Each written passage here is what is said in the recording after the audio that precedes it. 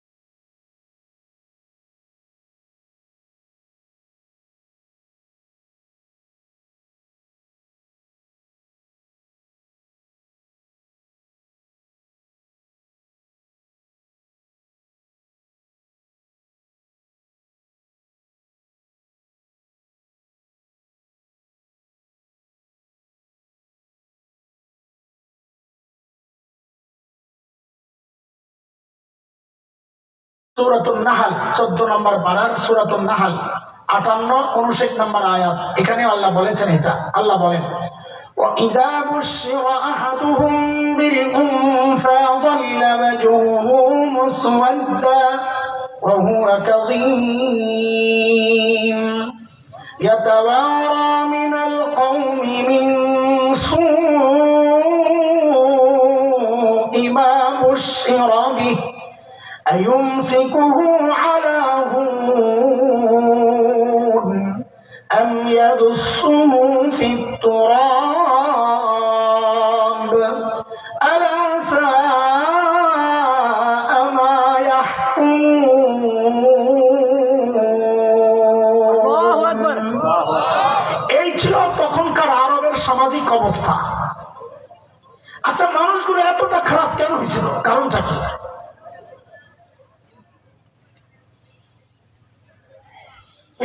এখানে দাঁড়া দাঁড়া আলাপ করতেছেন, দাঁড়া দাঁড়া সরেন, এটা কেমন কথা? একটা মানুষের একটা মানে কোন রকম ন্যূনতম একটা ইয়ে যদি থাকে, অনুভূতি, আশ্চর্য।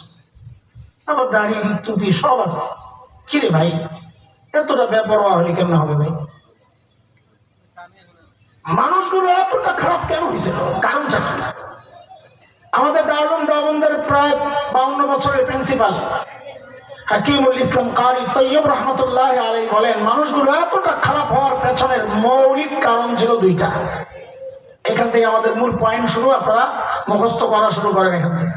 বলেন মৌলিক পয়েন্ট ছিল কয়টা? মূল কারণ ছিল কয়টা? এক নম্বর জাহালাত, মূর্খতা, লেখাপড়া ছিল না। দুই নম্বর চারিত্রিক অধপতন, চরিত্র ভালো ছিল না। দেখেন এই দুইটা সমস্যা এতটা মারাত্মক সমস্যা, একটাও যদি কারোর মধ্যে থাকে সেও অপরাধ করে। যেমন একজন ইঞ্জিনিয়ার, সে শিক্ষিত না মূর্খ বলেন তো? শিক্ষিত। শিক্ষিত, লেখাপড়া করছে। জি। আচ্ছা, বরং মেধাবী ছেলেরাই তো ইঞ্জিনিয়ারিং পড়ে, ডাক্তারি পড়ে। অথচ আমরা গত টার্মে কি দেখেছি, এক ইঞ্জিনিয়ার সাহেব সরকারি কাজের টেন্ডার পাইছেন, ব্রিজ বানাবেন, তো উনি ওখানে রডের বদলে বাঁশ ঢুকাইয়া দিচ্ছে। শুনেন নাই? আরে বলছে কে দেখেন নাই? সে কি জানে না এখানে রড ঢুকাতে হবে? জানে। তারপরও কেন বাঁশ ঢুকালো? চরিত্র খারাপ। পয়সার লোভে। চরিত্র খারাপ। কিয়ামত পর্যন্ত, মানে রেখেন এই কথা, এটা মাথায় রাখেন, মূল পয়েন্ট এটা আলোচনার। কিয়ামত পর্যন্ত এই সমাজে যত সমস্যা দেখা দিবে, সমস্ত সমস্যার পেছনের মৌলিক কারণ এই দুইটাই, হয় শিক্ষা নাই অথবা চরিত্রের ঠিক নাই। তো বলেন তো ঠিক করে, মৌলিক সমস্যা কয়টা? দুইটা। এই মৌলিক দুই সমস্যা ঠিক করার জন্য সমাধান হিসাবে আল্লাহ সুবহানাহু ওয়া তাআলা সর্বশ্রেষ্ঠ রাসূল সাল্লাল্লাহু আলাইহি ওয়াসাল্লামকে মৌলিক দুইটা দায়িত্ব, মৌলিক দুইটা সমাধান দিয়ে আমার নবীকে আল্লাহ দুনিয়ায় পাঠায়া দিয়েছেন। বলেন আবার ঠিক করে, সমস্যা কয়টা? সমাধান দুইটা। এইটা আমাদের মূল পয়েন্ট। এটা যত বুঝবেন, কথা সামনের গুলো সব বুঝবেন ইনশাআল্লাহ। বলেন সমস্যা কয়টা? দুইটা। সমাধান দুইটা। আবার বলেন, সবাই বলেন সমস্যা কয়টা? দুইটা। সমাধান দুইটা।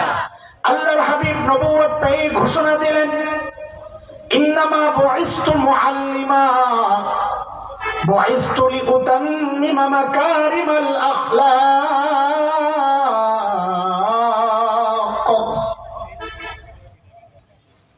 নবী ঘোষণা দিলেন, আল্লাহ আমাকে শিক্ষক বানায়া দুনিয়ায় পাঠাইছেন। কি বানায়া? শিক্ষক। শিক্ষক বানায়া কেন পাঠাইছেন? ওই যে এক সমস্যা মূর্খতা, ওই মূর্খতা দূর করার জন্য। দুই নম্বর নবী বলেন, আল্লাহ আমাকে সর্বোচ্চ উন্নত চরিত্র দিয়ে দুনিয়ায় পাঠিয়েছেন কেন? আমি যেন ওই বর্বর চরিত্রহীন মানুষগুলোর পেছনে মেহনত করে করে ওদেরকে মানব ইতিহাসের শ্রেষ্ঠ চরিত্রবান মানুষ বানাতে পারি। বলেন তো আবার ঠিক করে, সমস্যা কয়টা? দুইটা। সমাধান দুইটা। একটা ছোট্ট কথা বলেন এই ফাঁকি দিয়া, আমাদের নবী কি ছিলেন? উম্মি। আমি কি বলছি? শিক্ষক। বলেন শিক্ষক। কি ছিলেন? শিক্ষক। শিক্ষক। আমাদের নবীকে আল্লাহ শিক্ষক বানাইয়া পাঠাইছে। দেখেন আপনাদের যারা মাদ্রাসাওয়ালা না, আমি তো বলছি মাদ্রাসার প্রসঙ্গে বলবো আজকে, যারা মাদ্রাসাওয়ালা না, আপনাদের গর্বের অনেক উপলক্ষ আছে। কষ্ট নিয়ে না, আমরা কিছু বললে কি কষ্ট পাইবেন? না, মাফ করে দিয়ে ইনশাআল্লাহ। কষ্ট দেওয়ার জন্য কথাগুলো বলছি না, বলবো না। আপনাদের হৃদয়ে আফসোসের আগুন জ্বালাইতে কথাগুলো বলবো, তাহলে কি করলাম এটা। আপনারা যারা মাদ্রাসাওয়ালা না, গর্বের অনেক উপলক্ষ আছে। কেউ ডাক্তার, তার গর্ব। কারো ছেলে ডাক্তার, তার গর্ব। কেউ ইঞ্জিনিয়ার, তার গর্ব। কেউ শিল্পপতি, তার গর্ব। কেউ সমাজপতি, তার গর্ব। কেউ জনপ্রতিনিধি, তার গর্ব। কারো ছেলে মেয়ে ইউরোপ আমেরিকায় থাকে, তার গর্ব। কিন্তু আমরা এই যে মোল্লা মুন্সি, যাদেরকে আপনারা সেকেলে মনে করেন, ব্যাকডেটেড মনে করেন, চার দেয়ালের ভেতরের কিছু প্রাণী মনে করেন, বাইরের দুনিয়ার খবর রাখে না মনে করেন, আমাদের গর্বের এত উপলক্ষ নাই বটে ঠিক, কিন্তু আমাদের গর্বের একটা জায়গা আছে। সেটা কি জানেন? আমরা লেখাপড়া যাই করি না কেন, তার গোড়ায় মুহাম্মদুর রাসূলুল্লাহ সাল্লাল্লাহু আলাইহি ওয়াসাল্লাম। সুবহানাল্লাহ। এটা আমাদের গর্ব। আপনি বলেন কেমনে? তো শুনেন, আমি একটা ছোট্ট উদাহরণ দিই। এখানে ওলামারা আছেন, আমার ভাইরা আছেন। বুখারী শরীফের নাম শুনছেন? জি। শুনছেন? শুনবেনই তো। এখন তো মোবাইল টিপা টিপা বুখারী দেখে আপনারা হুজুরের বিরুদ্ধে ফতোয়া দেন। এখন তো নতুন ওস্তাদ পাওয়া গেছেন, এখন আর আলিমের কাছে আসে না। নতুন ওস্তাদ পাইছে পাবলিক, ফদিলাতুল শেখ আল্লামা মুফতি ইন্টারনেট লানাতুল্লাহি আলাইহি। ঠিক নি কথা? না না না, আলেম শিখবো, দিন শিখবো কার কাছে? ইন্টারনেটের কাছে না, কার কাছে? আলেমের কাছে। তো বুখারী শরীফ আমরাও পড়ছি আলহামদুলিল্লাহ। এখানে অনেক আছেন, পড়েছেন, ওস্তাদও থাকতে পারেন, আমি জানি না। প্রথম হাদিস ইন্নামাল আমালু বিন্নিয়াত, লম্বা হাদিস। এই হাদিসটা আমি ঢাকার ফরিদাবাদ মাদ্রাসায় পড়েছি। আমার ওস্তাদ ছিলেন শেখুল হাদিস আল্লামা আব্দুল হাফিজ রহমতুল্লাহ আলাইহি। দেওবন্দ মাদ্রাসায় পড়েছি। আমার ওস্তাদ ছিলেন হাদিসের শেখুল হাদিস আল্লামা নাসির খান রহমতুল্লাহ আলাইহি। আমার এই দুই ওস্তাদের ওস্তাদ ছিলেন শেখুল আরব ওয়াল আজম হযরত হুসাইন আহমদ মাদানী রাদিয়াল্লাহু আনহু। তার ওস্তাদ ছিলেন শেখুল হিন্দ মাহমুদ হাসান দেওবন্দি রহমতুল্লাহ আলাইহি। তার ওস্তাদ ছিলেন কাসিমুল উলুম ওয়াল খায়রাত ইমাম কাসিম নানুতুবি রহমতুল্লাহ আলাইহি। তার ওস্তাদ ছিলেন শাহ আব্দুল গনি মুজাদ্দিদ দেহলভী রহমতুল্লাহ আলাইহি। তার ওস্তাদ ছিলেন শাহ মুহাম্মদ ইসহাক আদ-দেহলভী রহমতুল্লাহ আলাইহি। তার ওস্তাদ ছিলেন শাহ আব্দুল আজিজ মুহাদ্দিস দেহলভী রহমতুল্লাহ আলাইহি। তার ওস্তাদ ছিলেন শাহ ওলিউল্লাহ মুহাদ্দিস দেহলভী রহমতুল্লাহ আলাইহি। তার ওস্তাদ ছিলেন আবু তাহির আল মাদানী রহমতুল্লাহ আলাইহি। তার ওস্তাদ ছিলেন ইব্রাহিম কুরদি রহমতুল্লাহ আলাইহি। তার ওস্তাদ ছিলেন আহমদ আল কশাশি রহমতুল্লাহ আলাইহি। তার ওস্তাদ ছিলেন আহমদ আল সিন্নাবি রহমতুল্লাহ আলাইহি। তার ওস্তাদ ছিলেন মুহাম্মদ আল রমালি রহমতুল্লাহ আলাইহি। তার ওস্তাদ ছিলেন জাইনুদ্দিন আল মিসরি রহমতুল্লাহ আলাইহি। তার ওস্তাদ ছিলেন আহমদ ইবনে আলী আল হাজার আসকালানি রহমতুল্লাহ আলাইহি। তার ওস্তাদ ছিলেন ইব্রাহিম আত-তানুখি রহমতুল্লাহ আলাইহি।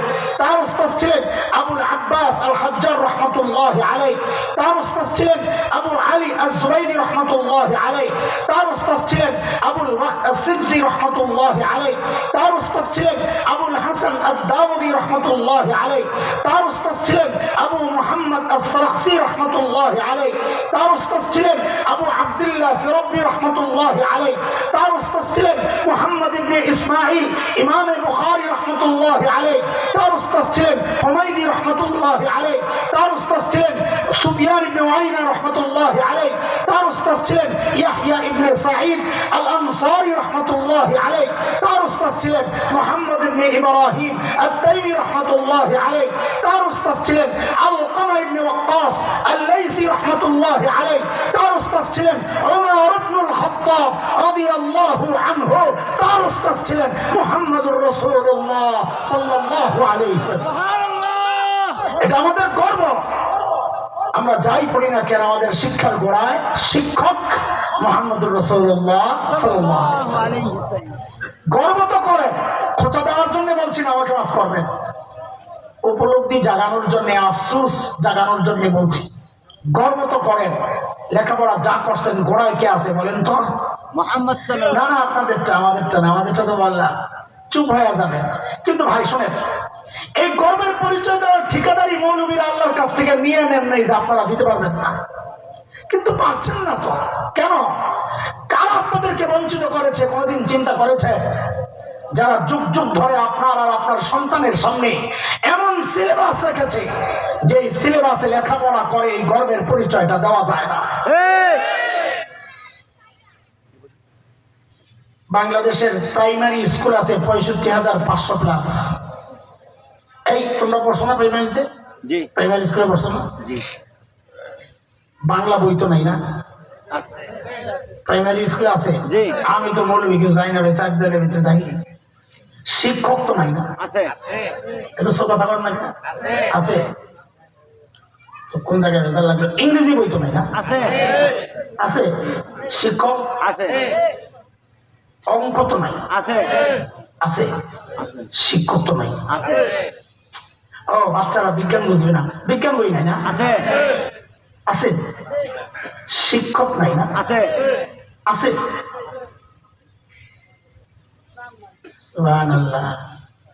92% মুসলমানের দেশে বাস করেন, একটা গর্ব ভাব। অথচ একটা অসহায় বই আছে, যে বইটা হচ্ছে ইসলাম ধর্ম শিক্ষা। বই তো আছে কিন্তু শিক্ষক নাই। আছে? নাই। লম্বা সময় থেকে এদেশের তাওহীদি জনতার আবেদন ছিল ধর্মীয় শিক্ষক নিয়োগ দেওয়া হোক। ওলামার কি অভাব পড়ছে বাংলাদেশে? না। দেয় নাই ওরা। যুগ যুগ ধরে আপনাদেরকে ঠকিয়েছে। আপনার সন্তানকে সহিহ দ্বীন শিক্ষার ব্যাপারে অন্তরায় হয়েছে।